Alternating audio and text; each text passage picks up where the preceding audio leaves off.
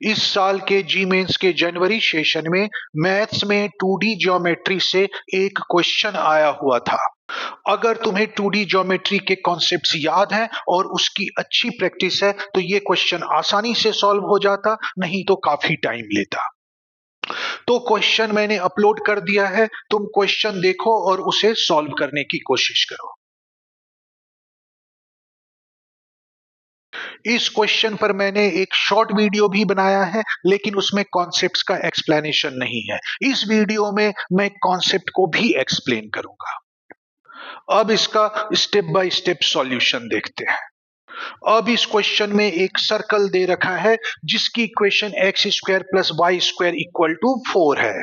अब इस सर्कल की इक्वेशन को सर्कल के स्टैंडर्ड इक्वेशन से कंपेयर करें तो सर्कल का सेंटर मिलता है 0 0 और रेडियस मिलता है 2। तो सर्कल का सेंटर मैंने 0 0 प्लॉट कर दिया। अब एक लाइन की equation x plus y equal to 1 दे रखा है जो सर्कल को 2 पॉइंट A और B पर इंटरसेक्ट करता है।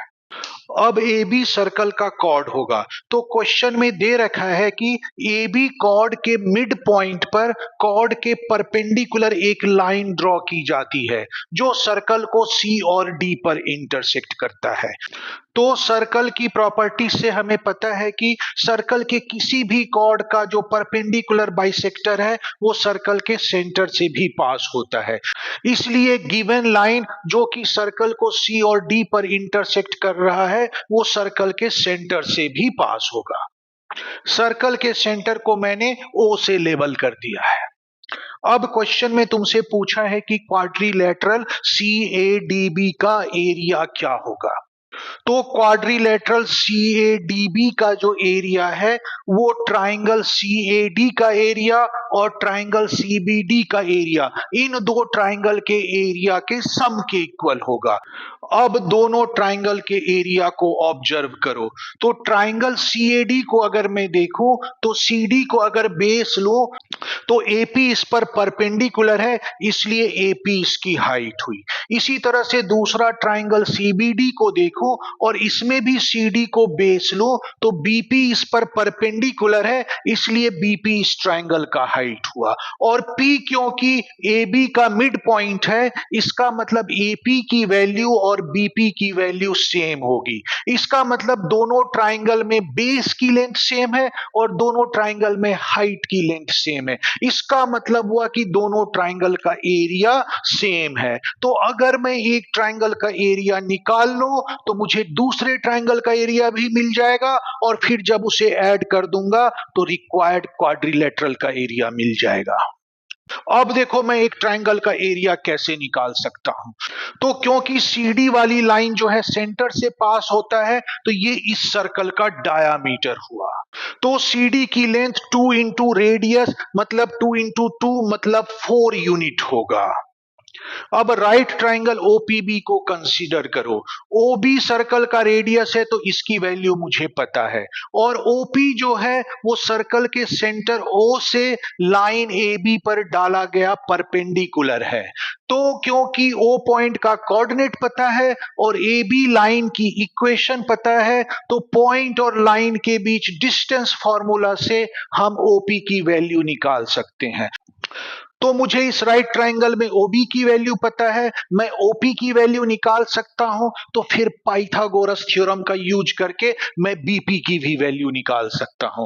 और जैसे मुझे BP की वैल्यू मिल जाएगी तो ट्राइंगल का area half base into height लगा के मैं ट्राइंगल CBD का एरिया निकाल सकता हूं। अब मैं राइट ट्राइंगल OPB में ये सारा प्रोसेस करता हूं।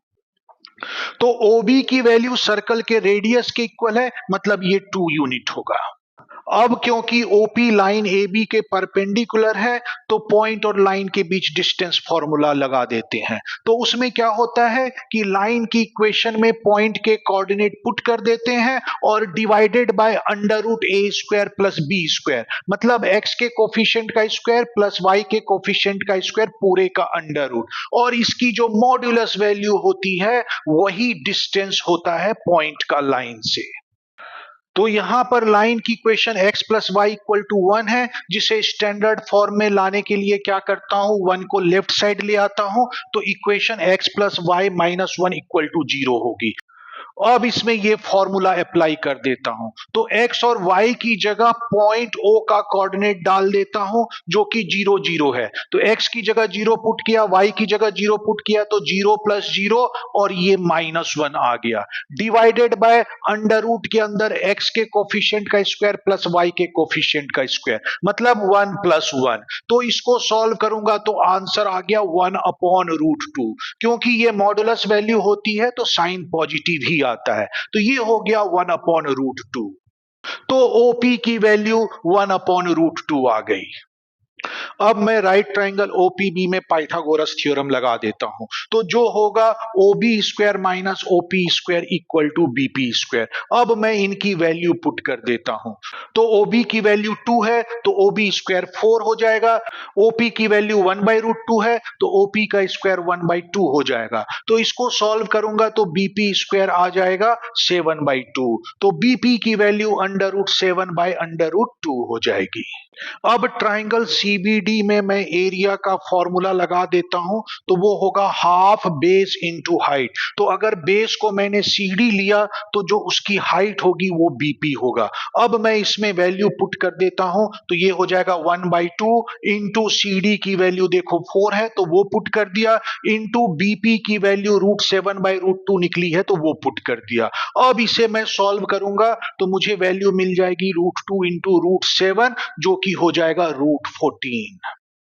अब जैसा मैं पहले एक्सप्लेन कर चुका हूं, ट्राइंगल सीएडी का एरिया भी वही होगा जो ट्राइंगल सीबीडी का एरिया होगा, मतलब एरिया ऑफ ट्राइंगल सीएडी भी रूट 14 होगा।